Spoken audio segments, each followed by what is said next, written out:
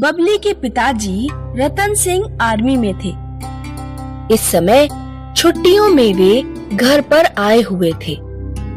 करिश्मा अक्सर अपने पिताजी की आर्मी वाली वर्दी पहन लिया करती और पूरे घर में नकली बंदूक लेकर घूमा करती।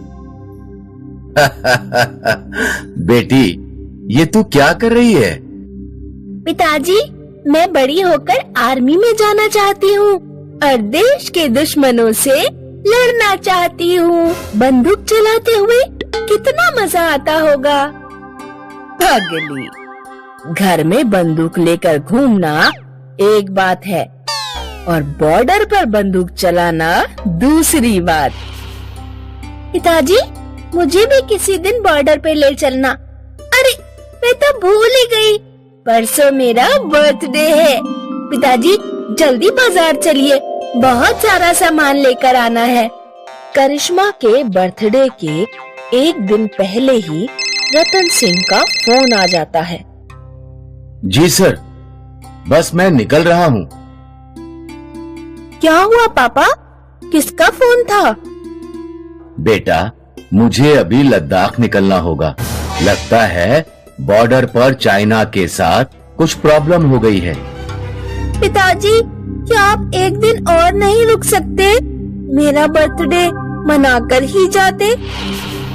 नहीं बेटा, मुझे जाना होगा। आर्मी वालों के लिए सबसे पहले उनकी ड्यूटी, उनका देश महत्वपूर्ण है। करिश्मा आंखों में आंसू लिए अपने पिता को गुड बाय कहती है।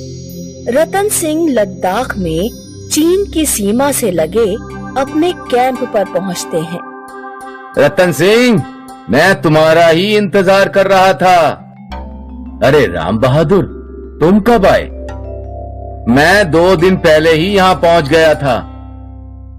क्या बॉर्डर पर कुछ हुआ है?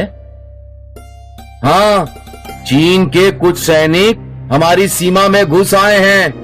आज शाम को चीन के साथ मीटिंग होगी। इंडिया के आर्मी ऑफिसर की चाइना के ऑफिसर से बात होती है। दोनों देशों में ये सहमति बनती है कि कोई किसी की सीमा में नहीं घुसेगा। रतन सिंह और बाकी आर्मी ऑफिसर कैंप में वापस आ जाते हैं। उस रात खाना खाने के बाद रतन सिंह और राम बहादुर बातें कर रहे थे। बिटिया का जन्मदिन था, लेकिन फिर यहाँ आना पड़ा। राम बहादुर, अगर कभी ऐसा हो जाए कि मैं वापस लौट कर ना आऊं, तो ये सूट सलवार का कपड़ा मेरी बेटी तक पहुंचा देना। मैं उसे बर्थडे पर गिफ्ट करना चाहता था। रास्ते में डोकलामपुर की बाजार से मैंने इसे खरीदा। तुम ऐसा क्यों सोचते हो? तुम खुद ही अपनी बेटी को ये उपहार लेकर जाना। चाइना पर भरोसा नहीं कर सकते। अभी सब कुछ ठीक नहीं है। कल पता नहीं क्या हो जाए। अगले दिन चीनी सैनिक भारत की सीमा में घुस आते हैं। भारत और चीन के सैनिकों के बीच झड़प हो जाती है। रतन सिंह सहित भारत के कुछ सैनिक शहीद हो जाते हैं और राम बहादुर घायल हो जाता है। सेना की टुकड़ी घायल सैनिकों को कैंप में ही छोड़कर चीन की सीमा में घुसती है और उनके कैंप पर हमला करती है। भारत और चाइना के बीच लड़ाई छिड़ जाती है। दोनों तरफ से सैनिक शहीद होने लगते हैं। उधर कैंप में खाने का सामान खत्म होने लगता है। मेरा दोस्त रतन सिंह शहीद हो गया और मैं यहीं पर बैठा पड़ा हूँ। तुम घायल हो राम बहादुर। ठीक है, अगर मैं मोर्चे पर जाकर कुछ नहीं कर सकता तो ना सही, लेकिन दूसरी तरह से सेना की मदद कर सकता हूँ। सेना के कैंप से कुछ किलोमीटर दूरी पर डोकलामपुर नाम का गांव था। सीमा पर अक्सर गोलीबारी होती रहती थी, इसीलिए गांव के लोग घर से बाहर कम ही निकला करते थे। गांव में आरव नाम का लड़का अपनी माँ के साथ रहता था। 5 साल पहले जब आरव के पिताजी भेड़ों को चारा खिला रहे थे तो एक तोप का गोला उनके ऊपर आ गिरा और उनकी मृत्यु हो गई। इसीलिए आरव की माँ आरव को बिल्कुल भी घर से बाहर नहीं निकलने देती थी। मैं भेड़ों को लेकर जंगल में जा रहा हूँ। तेरा दिमाग खराब हो गया है। सीमा पर युद्ध चल रहा है, गोली लग गई तो तू भी अपने पिताजी की तरह मर जाएगा। मैं घर में बैठे बैठे बोर हो रहा हूँ। मुझे नहीं पता, मैं जा रहा हूँ। आरव अपनी माँ की बात नहीं सुनता और भेड़ें लेकर जंगल की ओर चल पड़ता है। रास्ते में उसे राम बहादुर मिल जाता है। बेटा, मैं सेना के कैंप से आ रहा हूँ। कैंप में खाना खत्म हो गया है। क्या तुम्हारे गांव के लोग मदद कर सकते हैं? आरव राम बहादुर को लेकर गांव में पहुंचता है। सुनो सुनो गांव वालों, कैंप से एक सैनिक आया है। हमें उसकी मदद करनी चाहिए। चीन और भारत के बीच युद्ध चल रहा है। हमें अपने देश की मदद करनी चाहिए। जिसके घर में जो भी खाने को हो, लाकर सैनिक को दे दो। गांव वाले रतन सिंह को खाने का बहुत सा सामान देते हैं।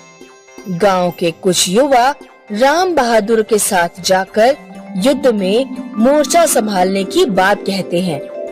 सैनिकों की कमी हो रही है, हम आपके साथ जाएंगे और लड़ेंगे। मुझे तुम लोगों पर बहुत गर्व है, लेकिन अभी बहुत बड़े युद्ध जैसे हालात नहीं हैं। और फिर तुम्हें बिना ट्रेनिंग के लड़ाई में नहीं भेजा जा सकता। तुम लोग मेरे साथ कैंप चलो और सैनिकों की मदद करो। जब तक सीमा पर लड़ाई चलती है, गांव के लड़के कैंप में खाना बनाने, खाने का इंतजाम करने और दूसरे घायल सैनिकों की मदद करने जैसा काम संभालते हैं और सैनिकों की हर संभव तरीके से मदद करते हैं। लड़ाई में चीन और भारत दोनों को ही लगभग बराबर नुकसान हुआ। आखिरकार चीन को अपनी मनमानी रोकनी पड़ी और उसने अपने सैनिकों को पीछे हटा लिया। सीनियर आर्मी ऑफिसर ने गांव के लड़कों को सम्मानित किया। हम तुम सभी बहादुर लड़कों को आर्मी में भर्ती होने का न्योता देते हैं। राम बहादुर अपने दोस्त रतन सिंह से किए गए वादे के अनुसार रतन सिंह के घर पहुंचा और रतन सिंह की बेटी करिश्मा को सलवार सूट का कपड़ा दिया। तुम्हारे पिता एक सच्चे योद्धा थे।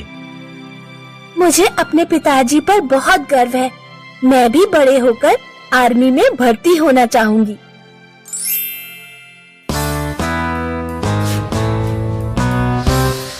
ये है रिटायर्ड जनरल भीमसेन जी।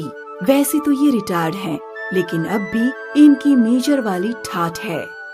विमला, सुबह के 7 बज गए हैं। लाई जी, ये लीजिए। तुम आजकल बहुत लेट हो रही हो। मैं कोई आपकी जवान हूँ जो हमेशा वक्त पर रहूं? जरा मेरी उम्र का भी ख्याल कर लीजिए।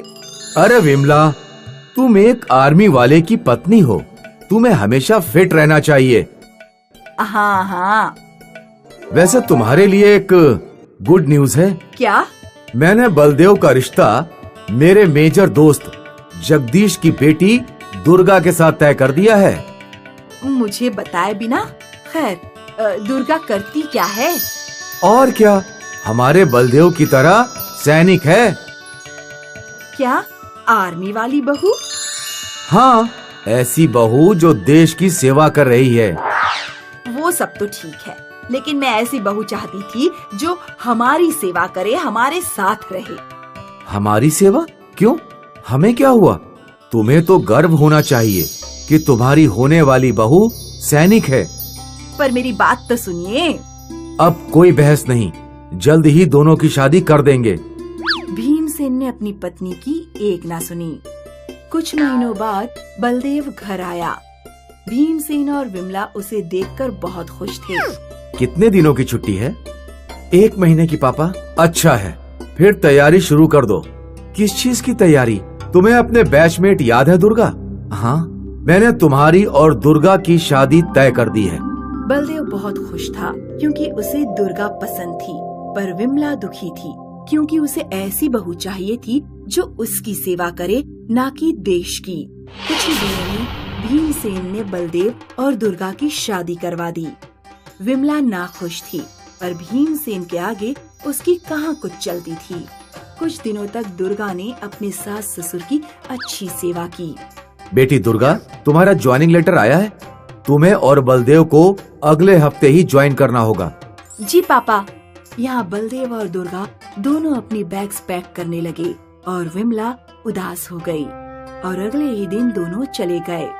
विमला को आजकल घर खाली खाली लगने लगा, इसलिए मैंने आपसे कहा था कि आर्मी वाली बहू नहीं चाहिए। वो कहाँ हमेशा के लिए गए हैं, कुछ ही दिनों की बात है। जंग खत्म होने के बाद तुम्हारे पास ही वापस आएंगे।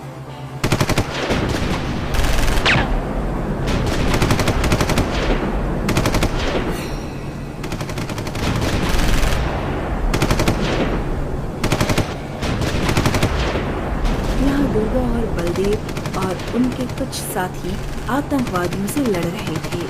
बलदेव बहुत बहादुरी से आगे बढ़ा, पर वो दुश्मनों की गोलियों से घायल हो गया। और फिर बलदेव को बचाने के लिए दुर्गा ने अपनी जान जोखिम में डाली। उसने दुश्मनों को मारा और बलदेव को सही सलामत हॉस्पिटल ले गई। आर्मी हॉस्पिटल में डॉक्टर ने बलदेव का अच्छे से इलाज किया। कुछ दिनों बाद जंग खत्म हुई और बलदेव और दुर्गा दोनों घर लौटे। विमला ने अपनी बहू को गले लगाया। आज तुम्हारी वजह से मेरा बेटा सही सलामत घर लौटा है, तुम्हारा शुक्रिया। माँ जी, ये मेरा फर्ज था। विमला ने दुर्गा को गले लगाया। मैं नहीं कहता था, तुम्हें अपनी बहू पर गर्व होगा। क्यों ना हो, आखिर मेरी बहू आर्मी वाली है।